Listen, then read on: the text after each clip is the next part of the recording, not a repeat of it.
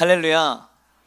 오늘 오후 예배 나오신 여러분 한 분 한 분을 주님의 이름으로 환영하고 축복합니다. 우리 좌우 앞뒤에 계신 분들하고 이렇게 인사하면 좋을 것 같은데 마침 2월 1일입니다. 이렇게 인사하겠습니다. 벌써 2월입니다. 벌써 2월입니다. 우리 한 번 더 인사할 때는 우리 호산나 찬양대가 정말 귀한 찬양을 하나님께 올려드렸는데 제목이 참 은혜가 됩니다. 제목이 뭔지 기억나시나요? 예배할 때 가장 행복합니다. 우리 옆 사람하고 이렇게 인사하겠습니다. 예배할 때 가장 행복합니다. 아멘. 오늘 호산나 찬양대를 통하여 귀한 찬양을 우리가 함께 나눴는데요, 정말 그 찬양의 제목 그대로 예배할 때 행복하고 즐거운 우리 광석의 성도님들이 다 될 수 있기를 주님의 이름으로 축복합니다. 아멘. 여러분에게 말씀을 나누기 시작하면서 질문 한 가지를 좀 드리고 싶습니다. 여러분들은 현재 이제 2월이 시작됐는데 무엇을 향해 나아가고 계시고 또 어디를 향해 나아가고 계신지, 어디를 바라보고 계신지 여러분이 한번 스스로 돌아보면 좋을 것 같아요. 한번 스스로에게 한번 질문을 해보십시오. 나는 지금 어디를 바라보고 있고 어디를 향해 가고 있는지를 한번 생각해 보시면 좋을 것 같습니다. 바쁜 직장인들은 어디를 향해 가냐면요, 주말을 향해 달려갑니다. 빨리 주말이 오면은 쉬고 싶다. 그렇게 하고 또 이제 여름을 기다리죠. 휴가가 빨리 왔으면 좋겠다. 그래서 일하는 목적이 어떤 다른 것이 아니라 열심히 돈 벌어서 여행 가거나 놀러 가거나 이런 가벼운 정도의 목표를 가지고 계신 분들도 있겠죠. 또 학업에 바쁜 우리 자녀들은 어떻습니까? 열심히 공부하지만 그 마음 한켠에는 간절히 바라는 건 방학이에요. 그래서 지금 학생들이 이제 졸업도 하고 방학도 거의 끝나갈 무렵에 있는데 이 학생들이 이제 다시금 삶의 자리로 돌아가게 되는데 어쨌든 이 아이들도 기다리는 거는 아무리 공부를 열심히 하지만 쉬고 놀고 먹고 그냥 방학이 너무 좋은 겁니다. 근데 오늘 예수님을 믿는 저와 여러분은 진짜 무엇을 보기를 원하고 어디를 향해 있고 뭘 기다리고 있는지 생각해 볼 때 진짜 여러분이 고백한 대로 예배할 때 정말 행복한지, 하나님의 전에 나와서 함께 할 때 정말 행복한지를 돌아볼 수 있기를 바랍니다. 그런 말이 있죠. 친구 따라 강남 간다고요. 강남 말고도 좋은 데는 많죠. 근데 이 말의 뜻은 뭡니까? 그냥 친구가 좋은 거예요. 친구가 좋으니까 어디든지 따라가는 겁니다. 그리고 또 그런 말이 있습니다. 저는 종종 이 신앙생활을 내비게이션에 비유하는 걸 좀 잘 와닿는데, 내비게이션의 목적지를 딱 정합니다. 그죠?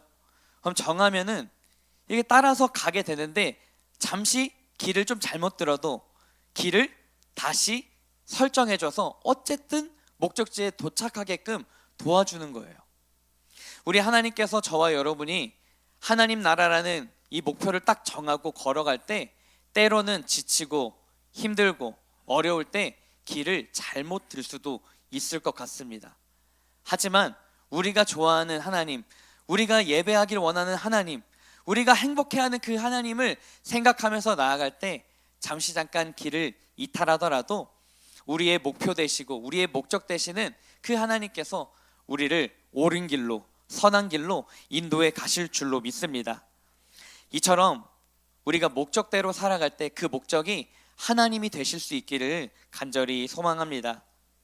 누가 어떤 목적지를 설정해 두냐에 따라서 그 방향과 과정은 조금씩 다르겠지만 우리 모두가 거룩하신 하나님께 우리의 소망을 두고 목적을 둔다면 살아가는 형태나 방식은 조금씩 좀 다를 수 있겠지만 그 과정 가운데 각자에게 주시는 은혜가 있고 각자에게 주시는 연단이 있을 것이고 각자에게 주시는 다양한 경험들이 있을 건데, 바라기는 그 예수 그리스도의 은혜가, 그 십자가의 은혜가 동일하게 각자에게 주시는 은혜가 있기를 간절히 소망합니다. 오늘 설교 제목을 목적이 이끄는 삶이라고 정해봤습니다. 이 목적이 이끄는 삶은 사실 미국의 릭 워렌 목사님이라는 분이 책을 쓰신 게 있는데요, 이 책에는 읽는 독자들에게 근본적인 두 가지 질문을 하고 있어요. 두 가지 질문을 한번 보시면은, 첫 번째는 너는 나의 아들 예수 그리스도와 함께 무엇을 하느냐라고 질문을 하는데, 리거렌 목사님이 의도하는 바는 이겁니다. 우리가 영생을 어디에서 보낼지를 생각해 보게 되는 거예요. 두 번째 질문입니다. 내가 너에게 준 것들로 너는 무엇을 했느냐는 거예요. 그래서 그것을 통해서 우리가 생각해 볼 건 영생에서 무엇을 하며 살아갈지, 뭘 할 거냐라는 겁니다. 두 가지 요약하면 이렇습니다.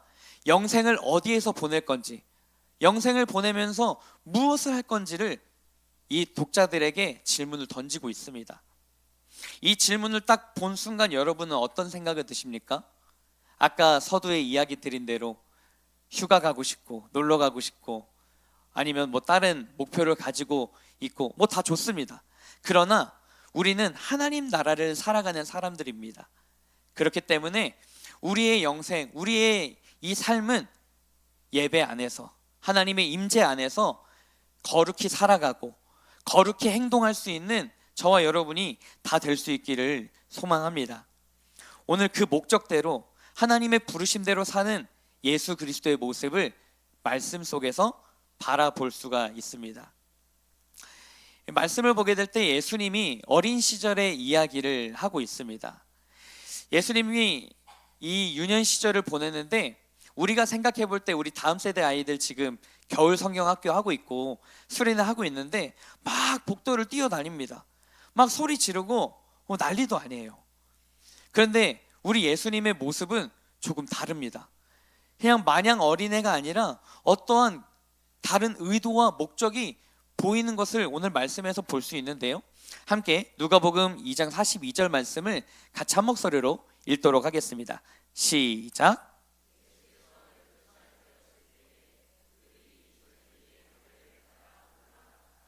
아멘. 지금 보시게 되면은 6월절 절기가 되어서 많은 사람들이 예루살렘으로 모이고 있습니다. 그렇죠? 이 모이고 있는 가운데 나사렛에서 예루살렘까지 이 먼 길을 가족들이 민족 대이동을 하듯이 막 옵니다. 먼 길임에도 불구하고 이렇게 할 수 있는 이유는 이들에게 중요한 거는 절기를 지키는 거였어요. 그래서 오늘 제가 노란색으로 좀 표시를 해놨는데 관례를 따라 올라갔다라고 합니다. 그래서 이 관례라는 것을 생각해 볼 때 생각하기 좀 나름이겠지만 긍정적인 면이 있고 부정적인 면이 있습니다. 그러나 저는 먼저는 긍정적인 면을 생각을 해보려고 합니다. 본문 2장 22절에서 40절 말씀에서는 아기 예수님의 정결 예식을 이 본문 전에 나타내고 있는데, 아기 예수님의 정결 예식에 이제 육신의 부모인 요셉과 마리아가 또 예루살렘으로 올라가는 장면이 오늘 본문 전에 나옵니다. 근데 그 말씀에서도 이렇게 얘기하는데 한번 넘겨주시면, 제가 22절 읽으면 여러분이 27절을 읽어주시기 바랍니다. 모세의 법대로 정결 예식의 날이 참에 아기를 데리고 예루살렘에 올라가니 그 다음이요.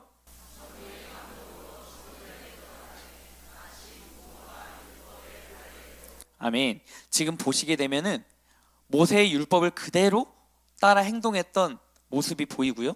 두 번째는 어떻죠? 그의 부모가 율법의 관례대로 했다는 거예요. 그럼 다시 말해 거룩한 예배의 습관, 거룩한 루틴이, 거룩한 이 습관들이 몸에 배어 있는 겁니다. 때가 되면 예배하고 때가 되면 절기가 되면은 올라가고, 우리가 누가 시키지 않아도 습관이라는 건요, 그리고 몸에 밴 어떤 행동의 양식이라는 것은 누가 시키지 않아도 그렇게 해왔기 때문에 자연스럽게 나오는 것들이 있죠. 그래서 육신의 부모인 요셉과 마리아도 그대로 모세의 법대로 그리고 그 관례대로 예배했던 이 몸에 배어있는 습관이 있다는 거죠. 이 거룩한 루틴을 이미 갖고 있었기 때문에 이 절기가 됐을 때 온 가족이 예루살렘으로 올라갑니다. 근데 이 말씀을 보게 될 때 우리는 생각해 보게 됩니다. 과연 오늘 예배드리는 저와 여러분 안에는 어떠한 거룩한 루틴, 거룩한 삶의 습관들이 잘 정렬되어 있는가를 생각해 보게 돼요. 우리가 스스로 질문을 해보게 됩니다. 오늘 예배 자리에 나와서 앉아 있는데 솔직하게 그냥 형식을 따라 해왔으니까 여태까지 경험에 익숙해서 나오신 분들도 혹 있을 수 있겠고요. 한 번 나오는 예배도 오늘 은혜를 사모하면서 하나님이 어떤 말씀을 들려주실 사모하면서 그렇게 나온 사람은 분명한 차이가 있다는 거예요. 똑같이 관례대로 나왔지만 내 마음의 방향이 어디로 향해 있는가는 분명한 차이가 있다라는 겁니다. 그래서 우리가 그리스도인들이 하나님의 말씀의 기준을 삼아서 이 관례대로 행하는 것이 얼마나 중요한지 다시 한번 깨닫게 됩니다. 말씀이 기준이 되지 않는다면요, 그냥 육신의 습관을 따라 행하는 것밖에 되지 않을 겁니다. 시간이 됐으니까 예배드리고, 늘 해왔으니까 섬기고, 그냥 시간이 됐으니까 다시 집에 돌아가고, 이런 루틴이 반복된다면, 어떤 말씀의 기준이 되지 않는다면 그냥 겉뿐인 신앙생활, 겉뿐인 예배밖에 되지 않을 거예요. 바라기는 예배, 교제, 찬양, 전도, 교육, 선교, 이 다양한 영역에서 당연한 것 같지만 말씀을 기준 삼아서, 예수님을 기준 삼아서 그 관례를 행할 수 있는 저와 여러분이 될 수 있기를 소망합니다. 그 목적이 분명하게 나에게 있는 것이 아니라 예수님께 맞춰져야 된다라고 하는 겁니다. 그래서 이것들은 어떻게 할 수 있죠? 그 습관들, 그 거룩한 루틴들은 어떻게 맞출 수 있냐면요, 내 안에 갈망이 있어야 됩니다. 늘 해오던 것도 내 마음에 갈망이 없다면 언젠가는 시들시들해지고 연약해지고 조금 횟수가 점점 줄어들더니 없어지고 말 거예요. 소멸되고 말 겁니다. 하지만 날마다 갈망할 때, 날마다 소망할 때 그 거룩한 루틴은 점점 견고해져서 하나님 원하시는 예배가 우리 안에 이루어지게 될 줄로 믿습니다. 43절, 44절의 말씀입니다. 함께 읽어보도록 하겠습니다. 시작.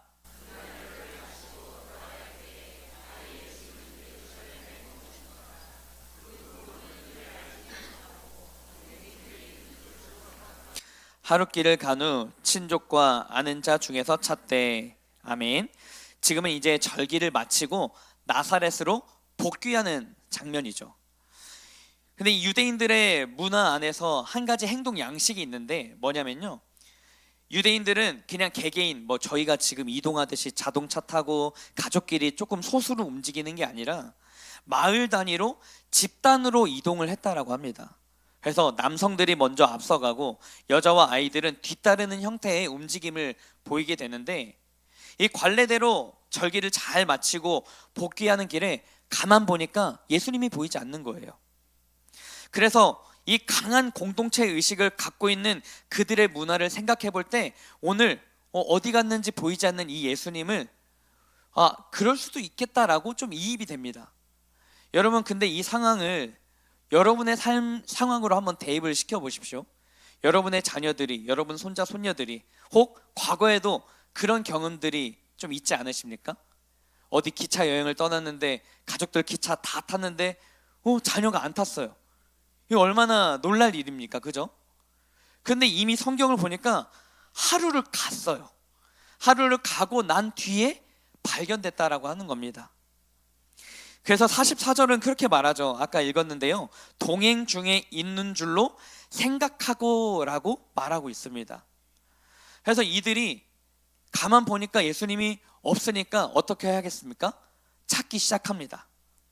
그래서 나사렛으로 가는 길 가운데 다시 돌아와서 예루살렘으로 복귀하는 길에서 예수님을 찾기 시작합니다. 그런데 보니까요, 나사렛에서 예루살렘까지는 약 100km에서 110km 정도의 거리가 되고, 이 길이는 도보로 약 3일 정도, 3, 4일 정도 걸어가는 거리가 되는 거예요. 그러면 여러분 생각해 보십시오. 성경은 하루길쯤 갔다가 생각을 했다 했어요.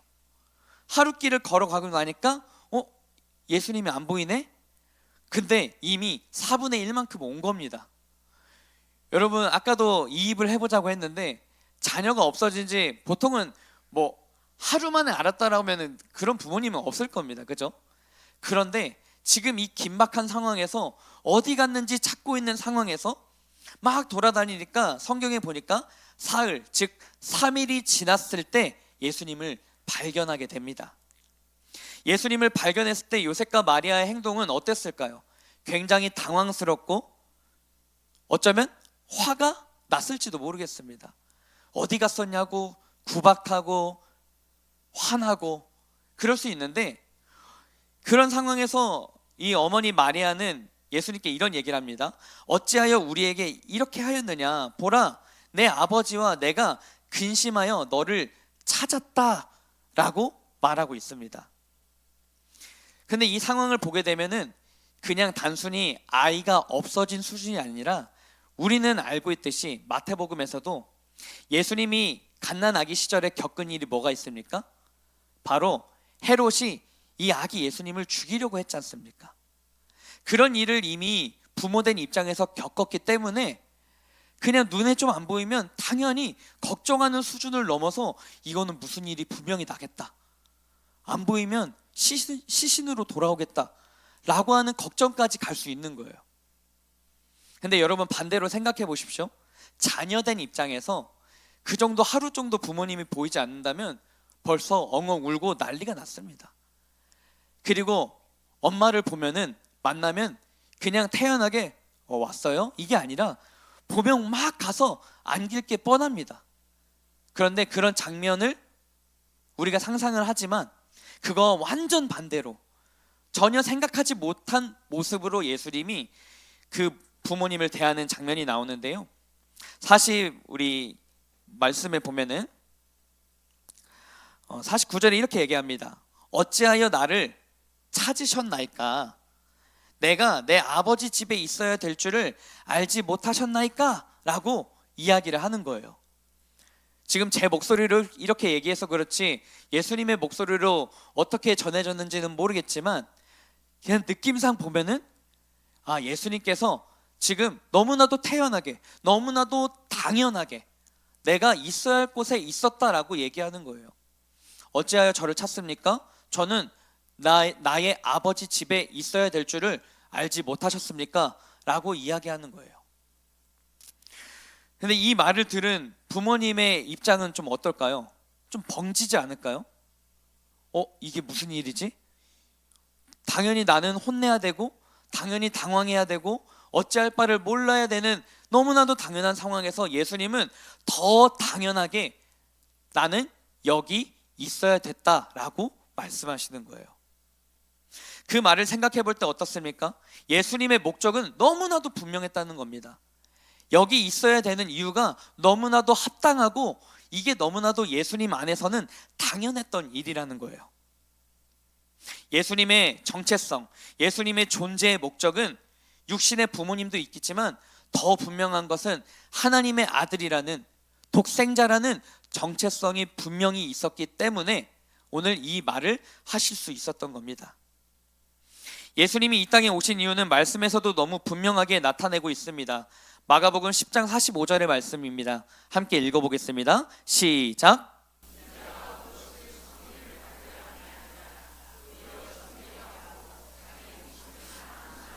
대속물로 주려 함이니라. 아멘. 예수님의 목적은 분명합니다. 많은 사람들을 구원하고자, 잃어버린 영혼을 찾고자, 섬김을 받고자 하는 게 아니라 섬기로, 자기 목숨을 섬기기 위해서 이 땅에 오셨다라는 겁니다. 오늘 그 과정 가운데 절기에 성전에 모여서 말씀을 서로 논쟁하고 변론하고 토론하고 있는 예수님의 모습은 너무나도 예수님 안에서 당연한 모습이라는 게 이 말씀을 읽을 때 깨닫게 되고, 우리의 모습도, 우리의 존재의 목적도 다시 한번 생각해 보게 됩니다. 우리의 목적은 어떻습니까? 단순히 이 삶을 살아갈 때 많이 벌고, 많이 먹고, 많이 누리고, 많이 취하고, 많은 것들을 경험하기 위해서 이 땅에 온 게 아닙니다. 분명한 것은 하나님 나라 안에서 하나님 맡기신 인생에서 복음으로 살아가고 복음으로 전하는 분명한 목적이 저와 여러분에게 있는 줄 믿습니다. 예수님의 말씀을 듣고 이 어머니 마리아는 깨닫지 못하지만 성경을 보니까 그 어머니 마리아는 이 모든 말을 마음에 두었다라고 52절에 말씀하고 있습니다. 이 전의 상황을 다시 한번 보면요, 누가복음 2장 34절 35절 말씀인데 제가 읽어드리겠습니다. 시므온이 그들에게 축복하고 그의 어머니 마리아에게 말하여 이르되, 보라, 이는 이스라엘 중 많은 사람을 패하거나 흥하게 하며 비방을 받는 표적이 되기 위하여 세움을 받았고, 또 칼이 내 마음을 찌르듯 하리니 이는 여러 사람의 마음의 생각을 드러내려 함이니라 하더라. 아멘.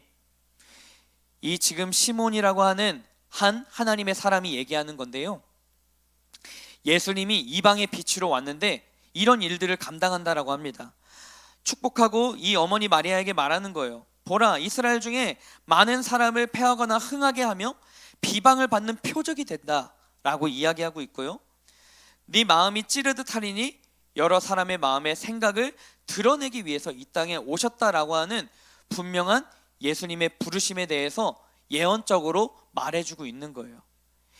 예수님의 모습을 보기 이전에도 사실은 어머니 마리아는 이러한 상황이 일어날 거라고 하는 어느 정도의 예상을 들은 상태입니다.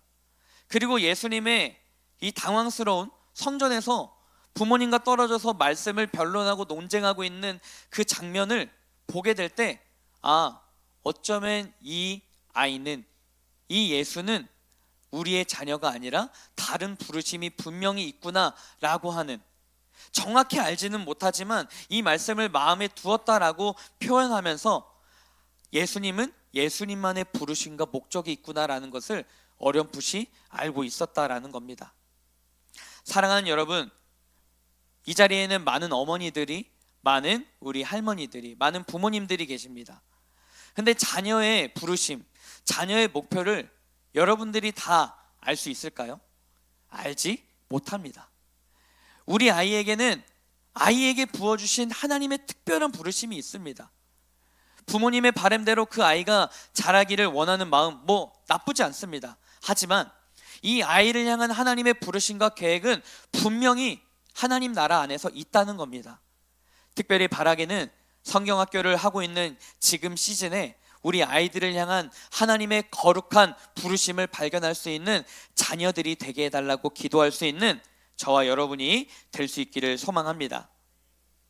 이런 분명한 목적을 가지고 예수님은 계속해서 삶을 이어나가고 이후에 공생의 사역을 시작하십니다. 이 잘못된 목적과 관례를 다시 한번 이제 생각해 보기 원하는데요, 지금까지는 분명한 목적과 분명한 거룩한 관례를 얘기했다면 그 반대의 케이스도 있습니다. 우리의 존재의 의미와 이유, 목적을 분명히 알 때 내가 어디 있어야 되고 어디서 무엇 해야 될지는 마땅히 우리가 노력하지 않아도 분명히 방향이 정해지기 때문에 알 거예요. 예배해야 되고, 기도해야 되고, 선교해야 되고, 봉사해야 되고, 여러 가지 바로바로 떠오릅니다. 하지만 목적이 분명하지 않을 때는 모호해집니다. 희미해집니다. 이것이 섞여지게 됩니다. 이 관례대로라고 하는 말을 부정적인 의미로 아까도 잠깐 얘기했지만, 우리가 만약에 아니란 마음 상태, 그냥 여태까지의 경험들, 혹 누군가를 의식하는 행위에 있어서 그 관례를 행했다면 언젠가는 그 목적이 희미해질 때 그 자리를 떠나게 될 거예요. 왜냐면요, 마음이 아니랬으니까, 그냥 이유 없이 행했으니까, 또 누군가의 눈치를 봤지만 이제 눈치를 보지 않으니까 그 목적이 희미해질 겁니다. 한번 생각을 해보십시오. 아까 내비게이션 얘기를 했는데 목적지를 딱 찍었어요. 그런데 도착을 했는데 목적지가 내가 찍은 데랑 완전 다른 곳이라면 어떠겠습니까? 당황하겠죠. 똑같은 이름이지만 여러 지역에 같은 이름이 얼마나 많아요, 그죠? 그런데 우리가 한 하나님을 예배해도 거룩하신 하나님, 우리의 찬양과 영광과 존귀를 받으시기에 합당하신 하나님을 예배해야 되는데, 그냥 나만의 상처와 나만의 아픔과 나만의 어떠함을 바라봐주는 하나님만 있으면 좋겠어 라고 한다면, 우리에게 다가오는 연단과 시험과 그 모든 하나님의 메시지들을 온전히 깨닫지 못하고 잘못된 길로 갈 거예요. 그 끝에는 어떻죠? 결국 상처받으면 죄송하지만 교회를 떠나더라고요. 바라기는 목적이 우리를 구원하시고 우리를 창조하시고 우리를 영원한 생명 가운데로 인도하시는 하나님께 올바른 목적을 제대로 둘 수 있기를 간절히 소망합니다. 그리고 그 거룩한 관례를 지속적으로 반복적으로 습관적으로 잘 자리 잡아서 말씀 따라 성령 따라 예수님 따라 갈 수 있는 저와 여러분이 될 수 있기를 간절히 소망합니다. 말씀이신 예수 그리스도를 중심으로 하나님을 사랑한다는 그 마음의 중심으로 나아갈 때 모든 어려움과 삶의 역경과 근심 걱정들이 떠나가게 될 줄로 믿습니다. 그런데 우리는 점검해 봐야 돼요.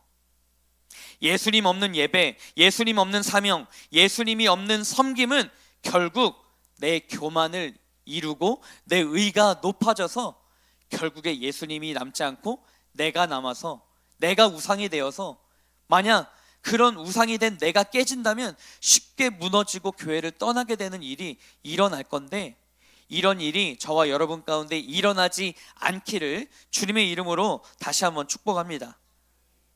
그래서 계속 말씀을 드리지만 우리의 분명한 목적은 하나님 나라가 되어야 됩니다. 하나님이 되어야 됩니다. 시편 43편 21절 말씀입니다. 같이 한번 읽어볼까요? 시작.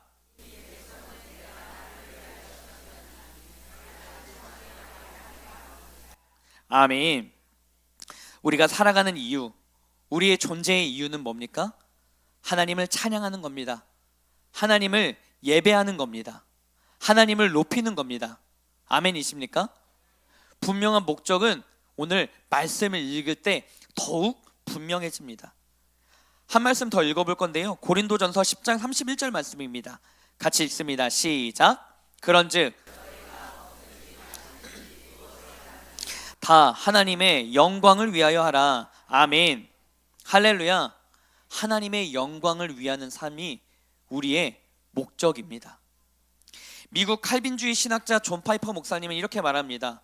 하나님은 우리가 그분 안에서 만족할 때 우리를 통해 가장 최고의 영광을 받으신다라고 말씀하셨어요.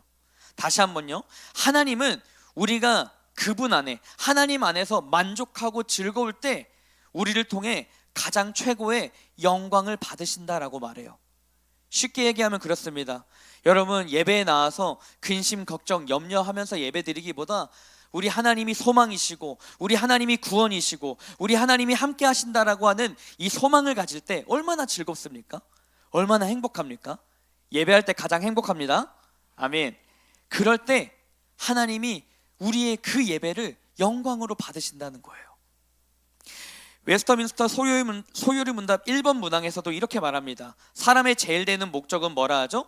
하나님을 영화롭게 하는 것과 영원토록 그를 즐거워하는 것이라고 말합니다. 하나님을 높여드리고 즐거워하는 것, 그게 전부입니다. 그리고 또 미국의 복음주의 목회자 이 토저 목사님은 이렇게 얘기하더라고요. 같이 한번 읽어볼까요? 시작. 하나님을 자신이 창조된 목적을 잃어버린 존재다라고 얘기해요. 어떻죠? 하나님을 영화롭게 하지 않는 것은 우리의 존재에 아무런 목적과 이유도 없다라고 하는 거예요.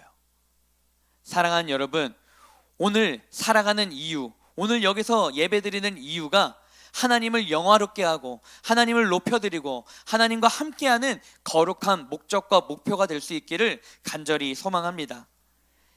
이런 분명한 목적을 가질 때 오늘 예수님이 말씀하신 내가 내 아버지 집에 있어야 될 줄을 알지 못하셨나이까 라고 하는 이 말이 너무나도 이해가 됩니다. 반대로 어떻죠? 우리가 예배 밖에 있는 것, 교회 밖에 있는 것, 하나님을 떠난 인생은 우리의 목적과 너무나도 다르다는 거예요.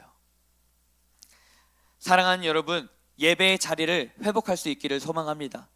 있어야 될 자리에 있고, 기도의 자리에 있고, 찬양의 자리에 있고, 섬기는 자리에 있어서 내가 마땅히 있어야 될 그 자리에서 하나님을 영화롭게 하고 하나님께 영광 올려드릴 때 우리의 목적은 더욱 분명해지고 그 목적이 분명해질 때 너무나도 즐겁고 행복한 광석의 성도님들이 될 수 있기를 소망합니다. 근데 예수님이 이렇게 말씀을 하시는데요, 그 뒤에 예수님의 인생은 우리는 말씀을 통해 이미 알고 있습니다. 내 아버지 집에 있어야 될 줄을 알지 못하셨나이까? 라고 말하지만 그 뒤의 인생은 너무나도 고난당하는 일, 고통당하는 일, 모진 수모와 조롱과 핍박당하는 인생을 예수님은 걸어가십니다. 그런데 목적은 단 하나였어요. 많은 영혼을 구원하기 위해서였다라고 하는 분명한 목적이 있었기 때문에 오늘 성경에서 기록하고 있는 그 모진 걸음들을 예수님은 감당할 수 있었다라는 거예요. 왜죠? 분명한 목적이 있었다라는 겁니다. 예수님이 목적이 있었기 때문에 귀신을 내쫓을 수 있었습니다. 사람들을 치유하실 수 있었습니다. 외면당해도 고통당해도 그 자리를 이겨낼 수 있었습니다. 부활하시고 승리하실 수 있었습니다. 목적이 분명했기 때문입니다. 목적이 이끄시는 그 예수님의 삶의 자리는 십자가여도 반드시 승리할 수 있었다라는 거죠. 사도 바울은 이렇게 얘기합니다. 이방인을 위해서 택한 그릇이라고 하나님 말씀해 주셨을 때 사도행전 20장 24절 말씀에서 이렇게 고백합니다. 같이 한번 읽어봅니다. 시작.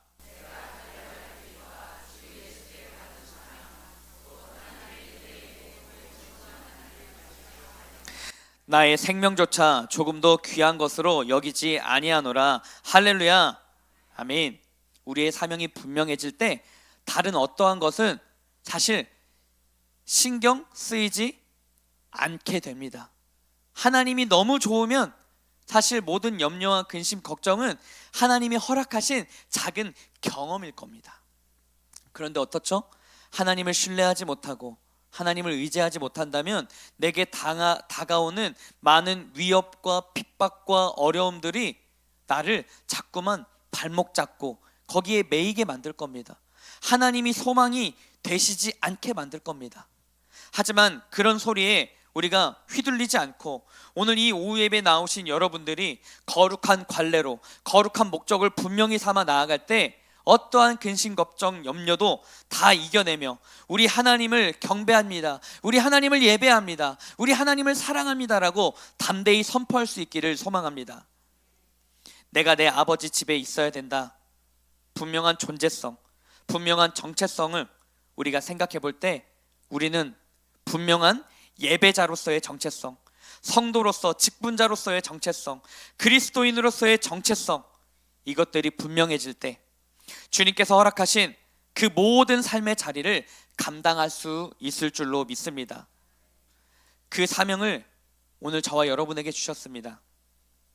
우리 광석교회에게, 저와 여러분 모든 가정에게, 그리고 우리 각자에게 주신 사명이, 부르심이, 목적이 분명히 있습니다. 그래서 그 목적을 기도하면서 말씀 가운데 발견하여서 끝까지 나의 생명조차 조금도 귀한 것으로 여기지 아니하노라 라고 담대히 고백할 때 모든 어둠의 영이 떠나가게 될 것이고 하나님의 임재와 하나님의 영광이 충만하여져서 삶의 자리에서 승리할 수 있기를 주님의 이름으로 축복합니다. 마지막 절에서 이렇게 얘기합니다. 예수는 지혜와 키가 자라가며 하나님과 사람에게 더욱 사랑스러워 가시더라. 아멘.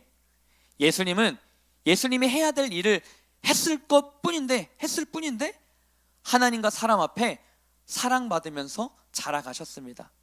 사랑하는 여러분, 저도 필요한 영역이지만 남 눈치 신경 쓰지 마십시오. 하나님을 사랑해서 열심히 예배의 자리에, 봉사의 자리에, 섬김의 자리에, 찬양의 자리에, 전도의 자리에 여러분 그 자리에 마땅히 계신다면 누가 뭐라 하지 않아도 하나님이 여러분을 높여주실 것입니다. 하나님이 우리 교회를 높여주실 것입니다. 그래서 더 큰 사명을 감당하게 하실 것입니다. 그 기쁨과 감사함, 기대를 가지고 이제 2월이 됐는데 앞으로도 계속 그 거룩한 목적, 거룩한 관례를 가지고 목적이 이끄는 삶을 살아갈 수 있는 저와 여러분이 다 될 수 있기를 주님의 이름으로 축복합니다. 지금은 엘리야